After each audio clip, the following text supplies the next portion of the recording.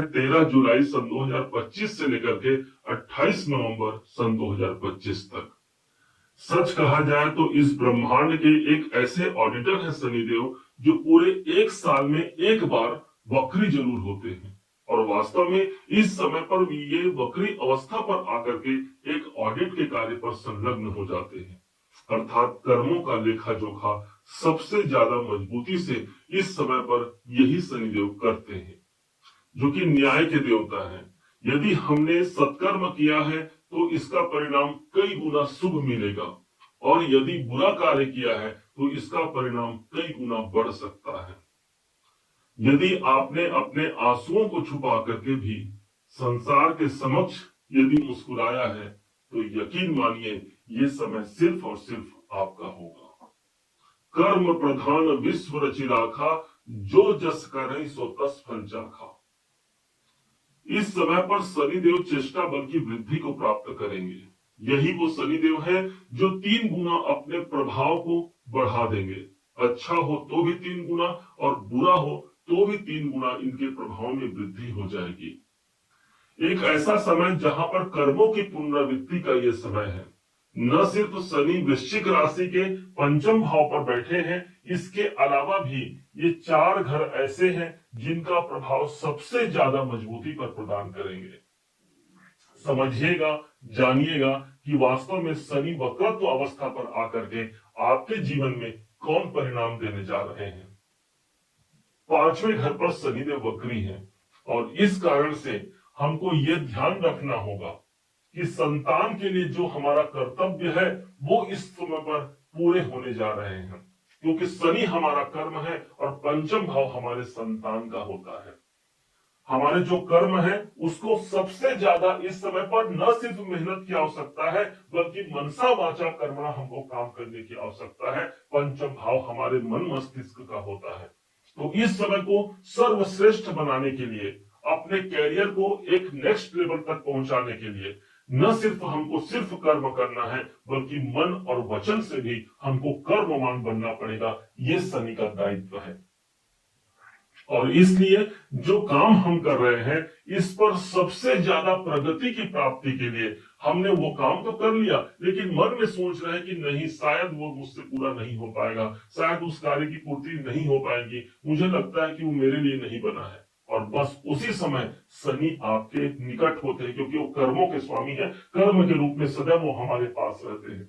जब ये कहते हैं, जब सामने वाले को ये उनके अंदर कॉन्फिडेंस नहीं है कि इसका काम हो जाएगा, तो मैं भला कैसे उसे काम करके दे पाता हूं। इसलिए मन में पॉजिटिविटी रखते हुए इस शनि के वक्रत्व अवस्था में एक शुभ परिणाम को आत्मसात जरूर कीजिएगा। 5वां भाव पर है क्रिएटिविटी संबंधी यदि आप काम करते हैं, शेयर मार्केट से जुड़े हुए यदि आप कार्य करते हैं, तो ये घर आपका साथ देगा, आपका समर्थन करेगा, आपको लाभ के मार्ग तक प्रशस्त कराएगा। शनि के पास जो सबसे पहली दृष्टि है, अब उसको समझिए। प्रथम दृष्टि इनकी पड़ती है 7वें भाव पर। शनि 5वें भाव पर बैठे हैं, 7वें भाव पर दृष्टि दे रहे हैं। 5वां भाव प्रेम का, 7वां भाव विवाह का। तो जो लोग प्रेम विवाह करना चाहते हैं, इन 4 महीने 15 दिनों तक जो न्याय चक्र होगा, जो कर्मों का न्याय चक्र है वास्तव में, वो इस समय पर प्रेम विवाह के कार्य को पूरा करा सकता है। या फिर ऐसा कहिए कि विवाह संबंधी किसी कार्य की हम तलाश कर रहे हैं, शनि वक्री अवस्था पर आए हैं, काम 3 गुना तेजी से चल सकता है। दाम्पत्य जीवन के लिए भी यदि कहा जाए तो इस गोचर का परिणाम न सिर्फ आपको मिलता है, बल्कि आपके पार्टनर को भी मिलेगा। उनके कैरियर के लिए भी शनि कर्म है और 7वें भाव पर दृष्टि है, आपके पार्टनर के लिए भी एक पॉजिटिव सिचुएशन हो गया, वो भी अपने काम पर आगे बढ़ सकते हैं। यहीं पर शनि की 7वीं दृष्टि पड़ रही है 11वें घर पर, जहां पर 6 नंबर की राशि लिखी हुई है। इस घर के स्वामी होते हैं बुध। शनि और बुध का आपस में कनेक्शन बहुत अच्छा होता है, इसलिए एकादश भाव का स्वामी इस समय पर सबसे ज्यादा मजबूती से काम करेगा। शनि की दृष्टि पड़ रही है, कोई अधूरी इच्छा इस समय पर पूरी होगी। क्योंकि शनि वक्री अवस्था पर आ रहे हैं, 7 डिग्री को इन्होंने क्रॉस कर लिया है।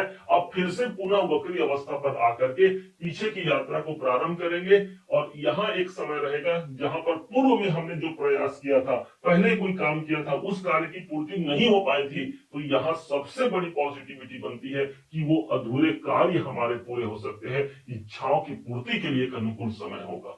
11वां घर बड़े लाभ का होता है, और वहीं से देखिए शनि के पास जो 10वीं दृष्टि है वो भी कहीं और नहीं, द्वितीय भाव पर बन रहा है, जिसे हम धन का स्थान कहते हैं। दोनों को जरा जोड़ दीजिए, ये धन का स्थान जहां पर 10वीं दृष्टि है, और ये सप्तम दृष्टि जहां पड़ रही है वो लाभ का स्थान। कॉम्बिनेशन क्या निकल के आया? धन लाभ का अवसर निकल करके आया। और इसी कारण से शनि के वक्रत्व अवस्था पर हमारे धन का इनकम या धन की प्राप्ति का सोर्स हमारा 3 गुना बढ़ सकता है। इस बात को सदैव ध्यान रखिएगा। द्वितीय भाव हमारी वाणी का होता है, शनि हमारा कर्म है, इसलिए अपनी वाणी से भी हमको यही शब्द उच्चारित करना है कि हमारा कार्य बन रहा है, हमारे कार्य सज रहे हैं।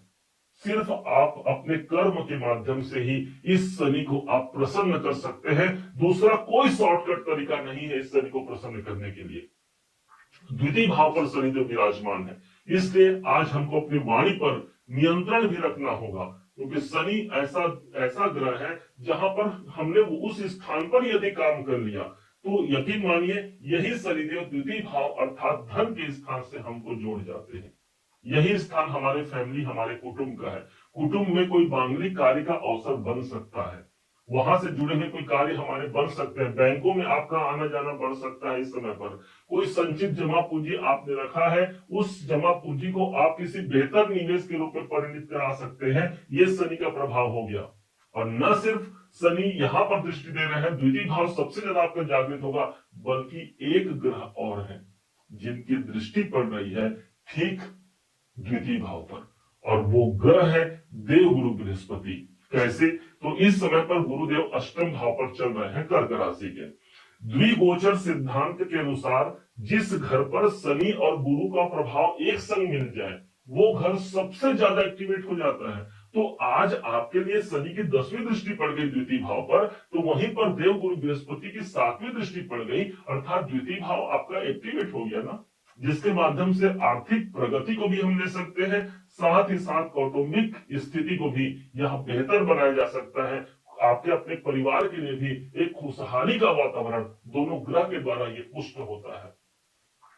अब एक घर पीछे का परिणाम देंगे शनिदेव, तो वो कौन सा घर है? तो ये बैठे हैं पंचम भाव पर, चतुर्थ भाव पर इनका प्रभाव आ गया। पिछले 2.5 साल तक ये चतुर्थ भाव पर ही थे जब आपको शनि की अढ़ैया लगी थी, और 29 मार्च को समाप्त हो गई। अब पुनः फिर से ये जो समय होगा, फिर से शनि का प्रभाव चतुर्थ भाव पर पड़ेगा। मन में भय आ रहा होगा कि भाई फिर से क्या वो अढ़ैया का समय आएगा? नहीं, इस बात को जरा समझिएगा। अढ़ैया या फिर 7.5 के प्रभाव को वही व्यक्ति तकलीफ और कष्ट प्राप्त कर सकता है जो अकर्मण्य है। हमने अपना लक्ष्य निर्धारित कर लिया है और उस लक्ष्य के लिए आप बढ़ रहे हैं। यकीन मानिए शनि का वक्रत्व अवस्था पर आना, एक बार शनि ऑलरेडी 2.5 साल इस हाउस पर काम कर चुके हैं, अब दोबारा फिर से वो उसी घर पर काम करेंगे, अर्थात उस घर की जागृति होगी। कोई काम आप देख लीजिएगा, अगले 4.5 महीने का समय रहेगा जहां पर आप भूमि, भवन, वाहन, मकान और गाड़ी संबंधित कार्यों से आप जुड़ सकते हैं। कोई काम आपने किया था घर से जुड़ा हुआ जो अधूरा रह गया है, कोई जमीन जायदाद का काम है जो अधूरा रह गया है, इस समय पर फिर से वो पुनरावृत्ति होगी, फिर से आप वहां जुड़ने वाले हैं, क्योंकि शनि डिले के कारक हैं। यदि हमने प्रॉपर्टी बनाने में या खरीदने बेचने या किसी भी प्रकार से हमने प्रॉपर्टी संबंधित कार्य में कोई रुकावट देखा है, तो ये समय है वहां ज्यादा जल्दी से आप निरंतर उस कार्य पर काम कर सकते हैं। 4.5 महीने का समय रहेगा, और इस प्रकार यही शनि का प्रभाव पंचम भाव पर आपके लिए एक शुभ परिणाम को लाता हुआ एक ऊंचाइयों तक ले जाएगा। अब कैसे इस शनि के लाभ को लिया जाए, ध्यान दीजिएगा। शनि के विषय में कहा गया है कि ये एक मजिस्ट्रेट है, इसलिए एक मजिस्ट्रेट सिर्फ और सिर्फ तथ्यों के आधार पर, सबूतों के आधार पर हमको परिणाम देता है। किसी मजिस्ट्रेट के लिए कोई घूस नहीं चलता, कोई शॉर्टकट तरीका नहीं चलता। इसलिए शनिदेव को प्रसन्न करना है तो हमारे स्वयं के लिए एक ऐसा बनता है कि हम अपने कर्म, वचन और वाणी के द्वारा, अपने मन के द्वारा जिस कार्य के लिए हम लगे हुए हैं, आप तैयारी कर लीजिए और जितना आपने अभी तक प्रयास किया है उससे 3 गुना अपने प्रयास को बढ़ा दीजिए। निश्चय मानिए सफलता कदम चूमेगी। उपाय के रूप में कहा जाए तो ये श्रावण मास का प्रारंभ 11 तारीख से 11 जुलाई से हो चुका है। अब ठीक 13 जुलाई को शनिदेव वक्री हो रहे हैं। इसका मतलब ये हो गया कि ये वक्री काल का जो शुरुआत है भगवान देवादिदेव महादेव के श्रावण मास में हो रहा है। भगवान शिवलिंग पर जलाभिषेक कीजिए और उस जल में काले तिल कुछ मिलान कर दीजिए और उसके बाद अभिषेक कीजिए भोलेनाथ को। देवाधिदेव महादेव की कृपा तो मिल ही गई, साथ में शनिदेव भगवान शिव शंकर के शिष्य हैं, इनकी कृपा भी मिल गई और इन्हीं के माध्यम से एक कैरियर में विशालता को हम प्राप्त कर पाते हैं। उम्मीद है आप सबने इसे समझा, आप सबने इसे जाना है। यदि आप इसे समझा है, जाना है, मेरे समझाने का प्रयास यदि आपको सार्थक लगा हो, मेरे समझाने का तरीका यदि आपको सार्थक लगा हो, तो हर बार की भांति इस बार भी अपना प्यार भरा लाइक और कमेंट करना कभी मत भूलिएगा। और हाँ, यदि अभी तक आपने चैनल को सब्सक्राइब नहीं किया है, सब्सक्राइब कीजिएगा, दूसरों तक शेयर कीजिएगा। पुनः एक बार फिर आप सभी का दिवस बहुत मंगलमय हो, इन्हीं शुभकामनाओं के साथ। जय श्री राम।